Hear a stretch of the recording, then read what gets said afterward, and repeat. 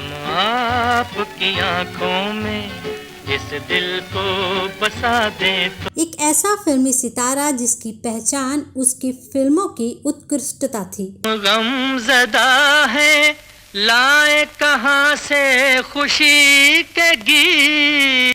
कहते हैं वो अपनी धुन में मगन रहते थे और जब अपना सब कुछ झोंक कर फिल्म तैयार करते थे तो दर्शक उस पर जान छिड़कते थे। सुन सुन सुन सुन जालिमा, प्यार हमको तुमसे हो गया।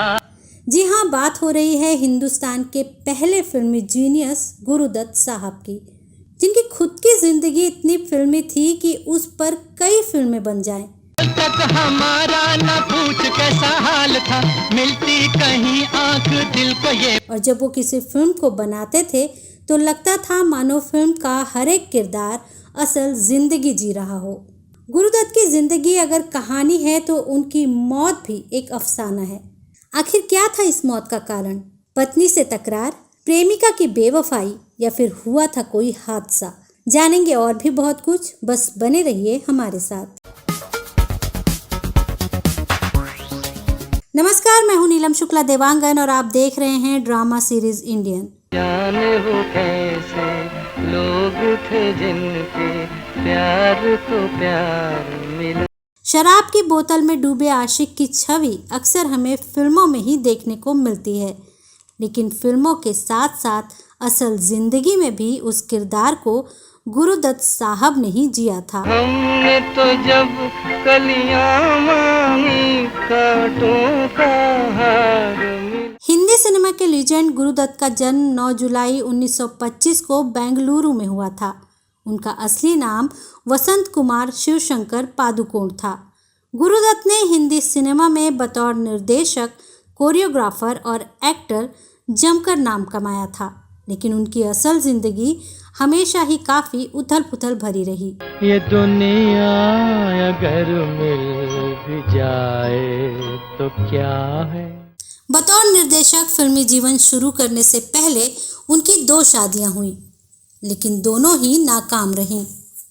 सन 1950 में गुरुदत्त जब फिल्म बाजी बना रहे थे तो उनके गाने की रिकॉर्डिंग के दौरान गायिका के रूप में मशहूर हो चुकी गीता घोष राय चौधरी से उनकी मुलाकात हुई। सुनिए मिस्टर चालबाज, बनिए ना बड़ तीरंदाज, सुनिए मिस्टर। और करीब 3 साल तक चली प्रेम कहानी के बाद दोनों ने शादी कर ली। गीता दत्त को लोग आज भी उनके वर्सेटाइल गीतों के लिए याद करते हैं, लेकिन गीता दत्त और गुरुदत्त की प्रेम कहानी का जिक्र हम किसी और वीडियो में करेंगे। अभी जिक्र उस कहानी का जिसने गुरुदत्त की जान ले ली। जी हाँ, बिल्कुल ठीक सुना आपने।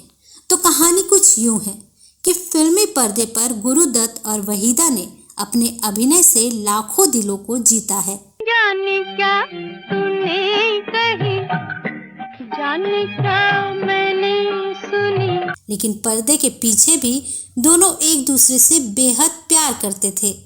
गुरुदत्त एक निर्देशक, कोरियोग्राफर और एक्टर के तौर पर भी काम कर चुके हैं। जिस समय वो फिल्म निर्माता थे उस समय वहीदा भी साउथ की फिल्मों में काम कर रही थी।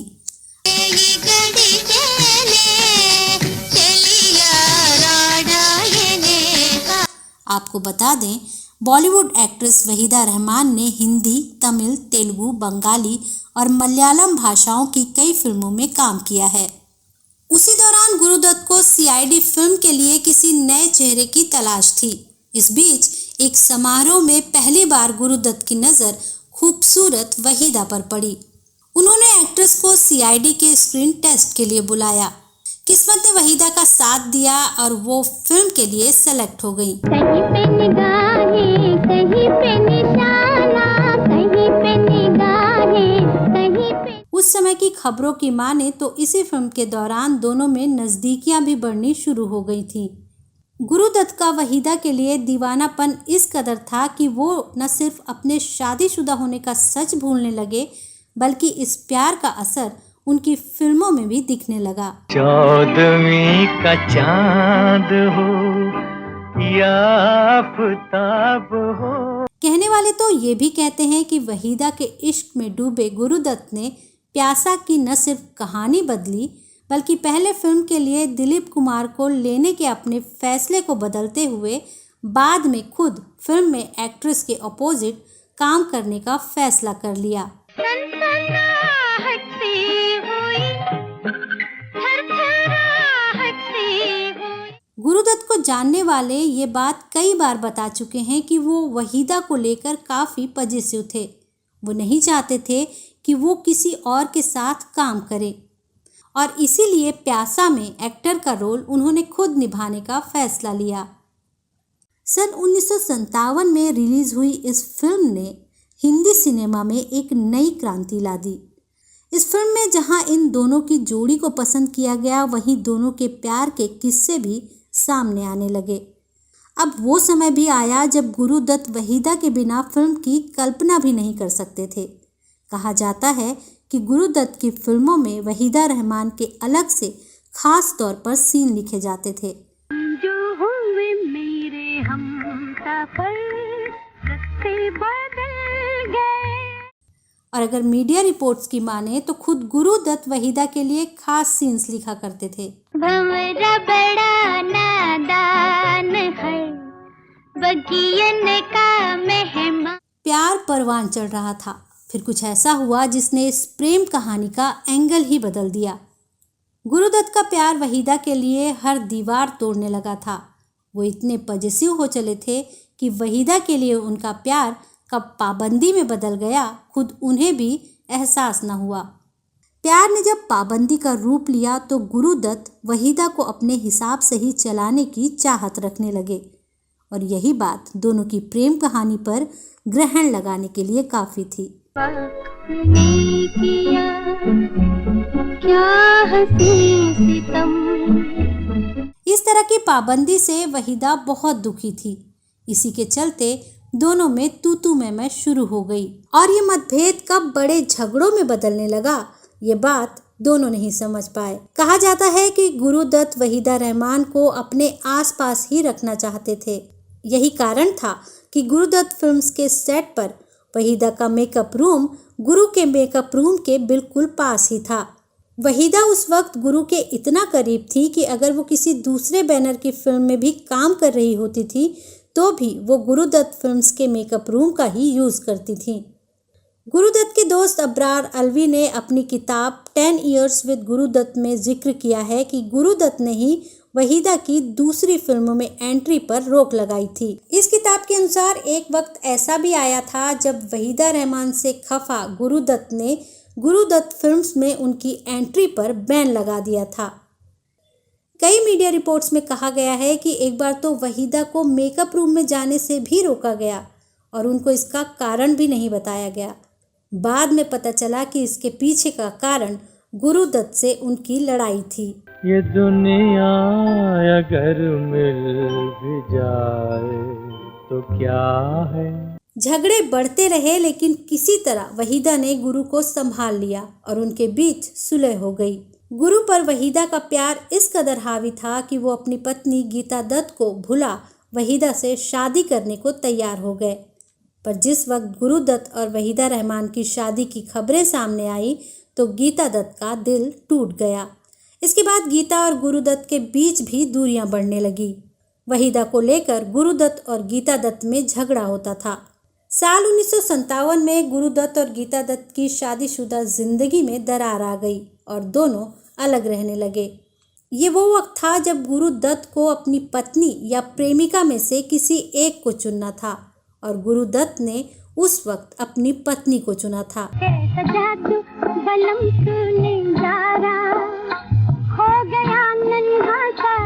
जब गुरु को मनाने पर गीता ने घर वापसी की तो उन्होंने पति पर दबाव डालना शुरू किया था कि वो वहीदा को भुला दे, जिसके बाद गुरुदत्त ने खुद को वहीदा से दूर करना शुरू कर लिया था। पर गीता दत्त का शक बढ़ता ही रहा।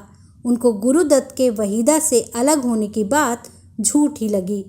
इतना ही नहीं, दोनों के बीच शक इस हद तक बढ़ गया कि वो गुरुदत्त की जासूसी करने लगी। एक दिन गुरुदत्त को एक चिट्ठी मिली जिसमें लिखा था, मैं तुम्हारे बिना नहीं रह सकती। अगर तुम मुझे चाहते हो तो आज शाम को 6:30 बजे मुझसे मिलने नरीमन पॉइंट आओ। तुम्हारी वहीदा। जब गुरुदत्त ने ये चिट्ठी अपने दोस्त अबरार को दिखाई तो उन्होंने कहा कि मुझे नहीं लगता कि ये चिट्ठी वहीदा ने लिखी है। फिर दोनों ने सच जानने की योजना बनाई। अबरार अपनी फिएट कार में नरीमन पॉइंट पहुंचे तो देखा कि गीता दत्त अपनी एक दोस्त के साथ एक कार की पिछली सीट पर बैठी किसी को खोजने की कोशिश कर रही थी। पास की बिल्डिंग से गुरुदत्त ने भी ये सारा नज़ारा देखा। जब गीता दत्त वापस घर पहुंची तो दोनों के बीच जबरदस्त झगड़ा हुआ और दोनों के बीच बातचीत तक बंद हो गई। केवल गीता दत्त ही नहीं, गुरुदत्त और वहीदा के रिश्ते को लेकर वहीदा के परिवार वाले भी खुश नहीं थे। गुरुदत्त हिंदू थे और वहीदा रहमान मुसलमान। ऐसे में वहीदा रहमान को भी इस रिश्ते का कोई भविष्य नजर नहीं आया। मेरी बात रही मेरे मन में कुछ कहना। लेकिन गुरुदत्त अंदर तक टूट गए। ये दूरी उनको अंदर ही अंदर खाने लगी थी, खोखला करने लगी थी। पत्नी के दबाव में एक्टर ने वहीदा रहमान से खुद को दूर तो कर लिया था, लेकिन वो अंदर ही अंदर टूटते चले गए। इधर इस बीच उनकी पत्नी भी अपने बच्चों के साथ उनका घर छोड़कर फिर से चली गई। पत्नी और बच्चों से दूर रहना और वहीदा का साथ छोड़ना गुरुदत्त को बर्दाश्त नहीं हुआ। वे हमेशा गीता दत्त और अपने बच्चों को याद करते रहते थे। कहते हैं गुरुदत्त अपनी 2.5 साल की बेटी से मिलना चाहते थे और गीता दत्त उसे उनके पास भेजने को तैयार नहीं थी। मेरी दुनिया लुट रही थी और मैं खामोश था। मेरी दुनिया लुट रही थी और मैं। एक बार उन्होंने शराब के नशे में अपनी पत्नी को अल्टीमेटम तक दे दिया था कि बेटी से मिलने दो, नहीं तो तुम मेरी लाश देखोगी। पर फिर भी गीता दत्त नहीं पिघली। एक और वहीदा रहमान के जाने का गम, दूसरी ओर बेटी से भी ना मिल पाने की पीड़ा गुरु को कमज़ोर और कमज़ोर बना रही थी। इस पर विमल मित्र अपनी किताब बिछड़े सब बारी बारी में बताते हैं कि गुरुदत्त को वहीदा के जाने के बाद से नींद तक आनी बंद हो गई थी। सबके साथ छोड़ देने की वजह से गुरुदत्त डिप्रेशन में रहने लगे। खुद को एकदम खामोश कर लिया उन्होंने। वो हमेशा आत्महत्या करने के बारे में बात किया करते थे, सोचते रहते थे और 2 बार तो उन्होंने आत्महत्या की कोशिश भी की थी। पहली बार आत्महत्या की कोशिश में तो गुरुदत्त बिल्कुल सुरक्षित बच गए थे, लेकिन जब दूसरी बार उन्होंने आत्महत्या करने की कोशिश की तो 3 दिन के लिए कोमा में चले गए थे। और जब वो कोमा से बाहर आए तो कहते हैं सबसे पहले जो उन्होंने नाम लिया था वो वहीदा रहमान का नहीं, गीता दत्त का था। अबरार अलवी ने ही एक बार बताया था कि गुरुदत्त अक्सर मरने के तरीकों के बारे में बातें किया करते थे।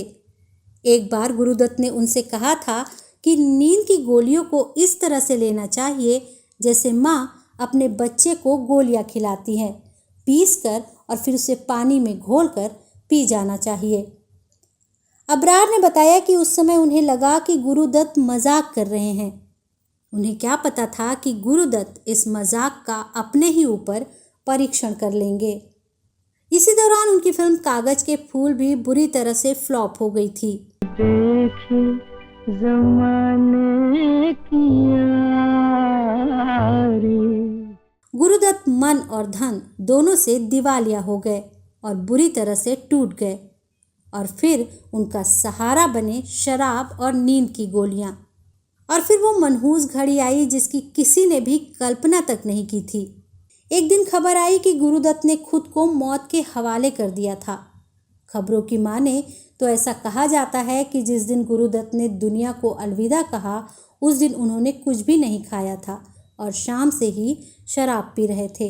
लो अब कभी गिला न करेंगे किसी से।